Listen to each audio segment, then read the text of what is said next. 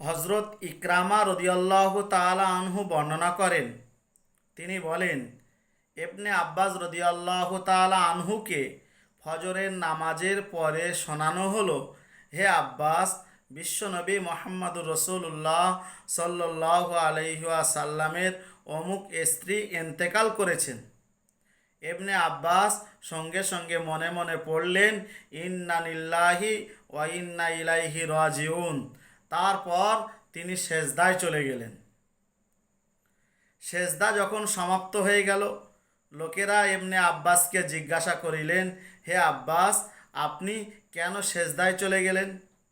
ইবনে আব্বাস রাদিয়াল্লাহু তাআলা আনহু বলেন, বিশ্বনবী মোহাম্মদুর রসুল্লাহ সাল্লাল্লাহু আলাইহি ওয়াসাল্লাম কি বলেননি যে যখন আপনারা বিপদের আলামত দেখবেন তখন আপনারা সেজদায় চলে যাবেন? ইবনে আব্বাস রাদিয়াল্লাহু তাআলা আনহু বলেন, বিশ্বনবী মোহাম্মদুর রসুল্লাহ সাল্লাল্লাহু আলাইহি ওয়াসাল্লামের স্ত্রী ইন্তেকাল করেছেন, এর থেকে বড় বিপদ আর কি হতে পারে? রাওয়াহু তিরমিজি।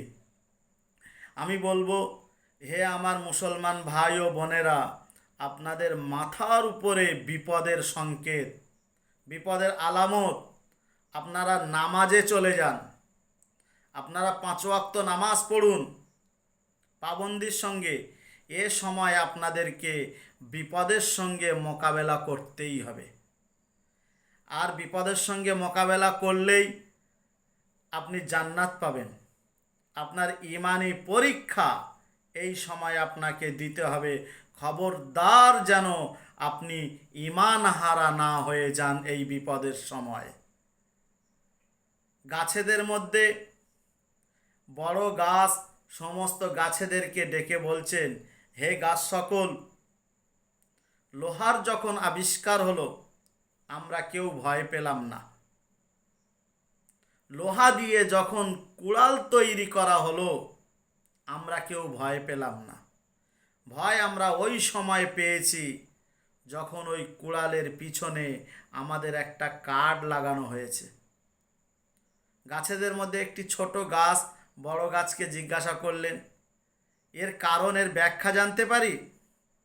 উত্তরে তিনি বলেন, দেখেন, যখন ঘরের কোনো লোক শত্রুপক্ষের সঙ্গে হাত মেলায় তখন জেনে রাখবেন বিপদ ঘোরতর, ভয়ঙ্কর বিপদ, এর থেকে বিপদ আর নাই। ঘরের যখন লোক শত্রুপক্ষের সঙ্গে হাত মেলায় বিশাল বড় সাম্রাজ্য ধ্বংস হয়ে যেতে পারে। অতএব আমি আল্লাহ তাআলার একটি আয়াত আপনাদের সামনে উপস্থাপনা করব, আপনারা মনোযোগ সহকারে শুনবেন। আল্লাহ রব্বুল আলামিন বললেন, ইয়া আইয়ুহাল্লাযীনা আমানু, হে ঈমানওয়ালা বান্দা বান্দিরা, লা তাত্তাখিযু আদুওয়ি, আমার জানারা দুশমন, ও আদুওয়াকুম, এবং আপনাদের জানারা দুশমন, তাদের সঙ্গে কখনো আপনারা সম্পর্ক স্থাপন করবেন না।